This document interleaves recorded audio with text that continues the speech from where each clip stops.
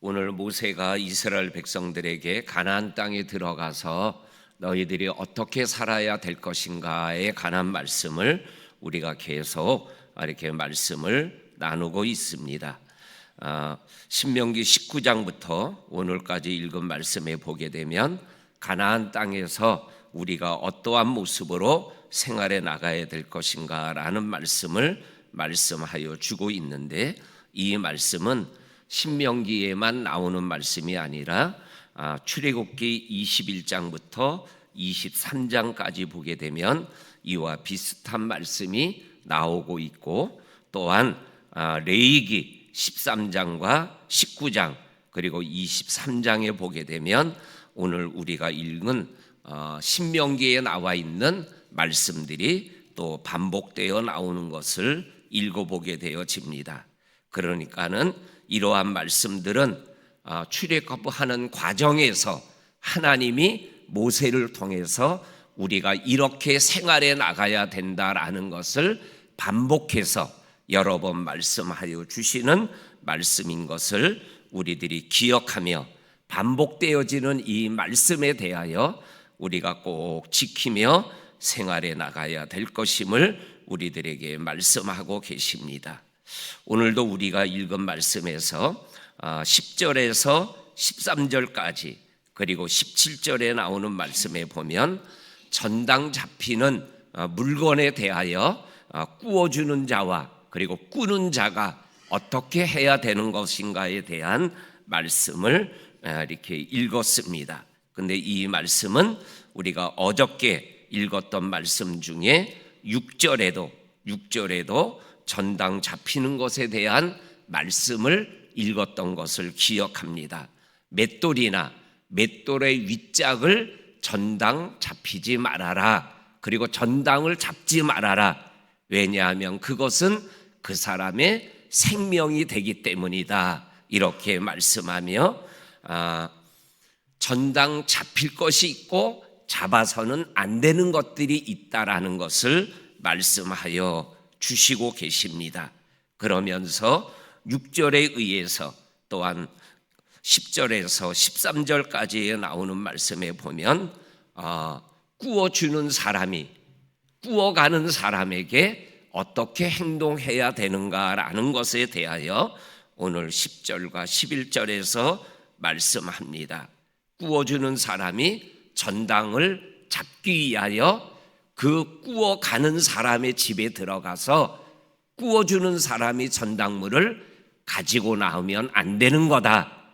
바깥에 서서 구워가는 사람이 전당물을 가지고 나오는 것을 받아가야 그게 좋은 방법이다.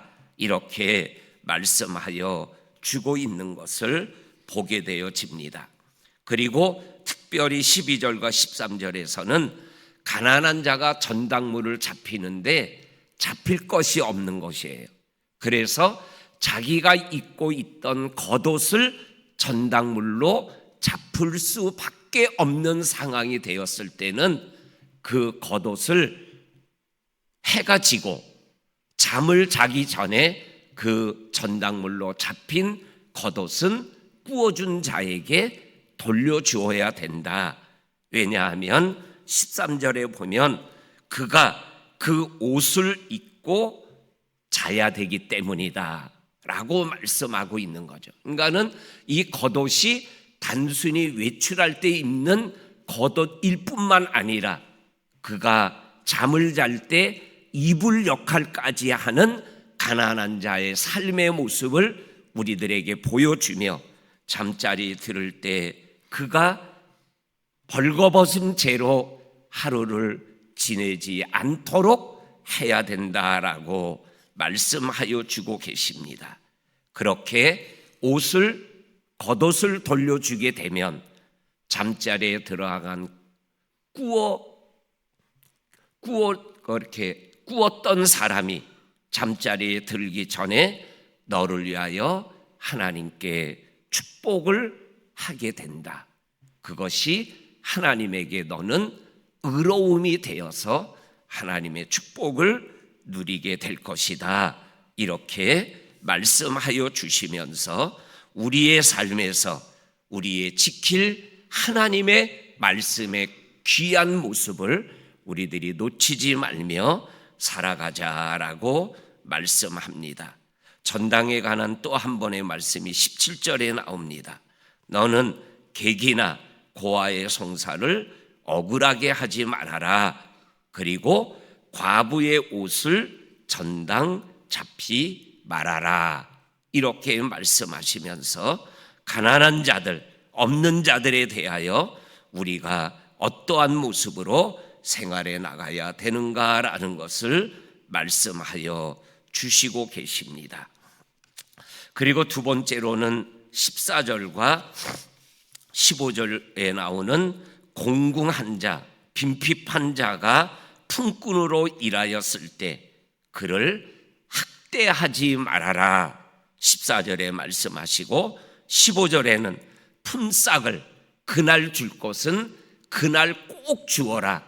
왜냐하면 그들은 하루 벌어서 하루 먹고 살아가는 그 사람들의 마음을 너희들이 꼭 이해하고 그 품삯을 어기는 일이 절대로 없어야 된다. 이러한 모습을 우리들에게 말씀하여 주고 계십니다. 그런데 오늘 14절에 보면 학대하지 말아라 라는 말씀 앞에 형제든지 땅에 우고하는 객이든지 똑같이 학대하지 말아라. 이러한 모습을 보게 되면 가끔 우리 뉴스에 보게 되면 우리 외국에서 오신 노동자들이 일을 하면서 정말로 품삯을 받지 못하고 힘들어하는 뉴스를 보게 될 때가 있습니다. 그러면 오늘 성경 15절에 뭐라고 말씀합니까? 그가 너를 여호와께 호소하지 않게 하라.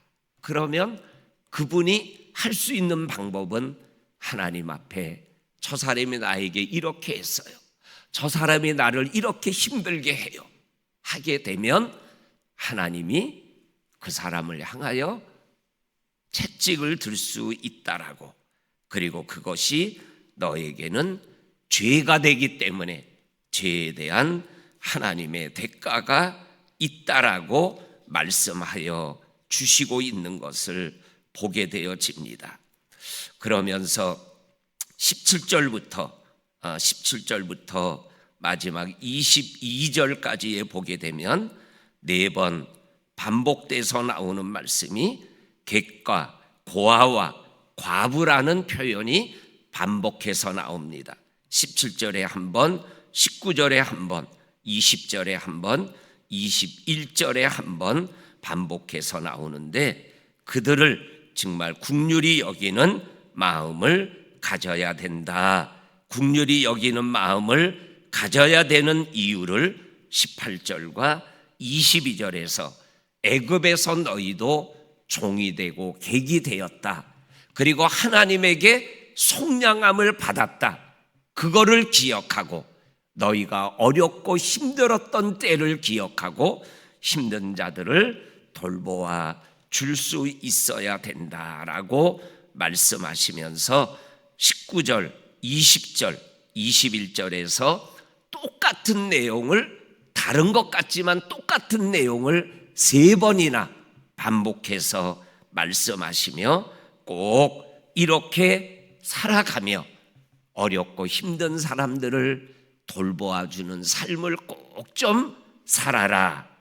그래서 곡식을 벨 때 뱉다가 한 단을 잊어먹고 놓고 왔다. 그러면 다시 돌아가서 그거를 가지고 오지 말고 혹 객과 고아와 가부가 이 밭에 혹시 먹거리가 떨어져 있나 없나 왔다가 그것을 보거든 가져갈 수 있도록 좀 내버려 둬라. 20절에도 감람나무를 떤 후에 가지에 열매들이 있거든 그거 또 따려고 하지 말아라. 내버려 둬라. 포도원에서 포도를 딴 후에 남은 것이 보이거든 그것도 좀 놔둬라. 객과 고아와 가부들이 좀 따먹을 수 있도록 내버려 두는 것이, 또한 22절에 애굽에서 종되었던 것을 기억하고, 그리고 내가 내게 이 일을 행하라고 명령한 것을 행하게 되면 너에게 복이 있다라는 이 말씀을 우리들이 기억하고, 나보다 힘든 사람들을 정말로 주님의 마음으로 돌볼 수 있는 저와 성도님의 삶이 되었을 때 모두가 하나님의 은혜 안에서 함께 더불어 살아가는 축복된 모습들이 나타나게 될 줄로 믿습니다. 아멘. 하나님 아버지 감사합니다. 오늘도 하나님이 반복해서 말씀하시는 믿는 자의 삶의 모습이 어떠해야 됨을 우리들에게 말씀하고 계시는 이 말씀을 하나님 기억하게 하시고, 그 말씀이 삶이 되어서 정말로 하나님이 돌보시고자 원하는 사람들을 돌볼 수 있는 우리 작은 사랑과 헌신과 긍휼함이 흘러가게 하여 주옵소서. 예수님의 이름으로 기도하옵나이다. 아멘. 하늘에게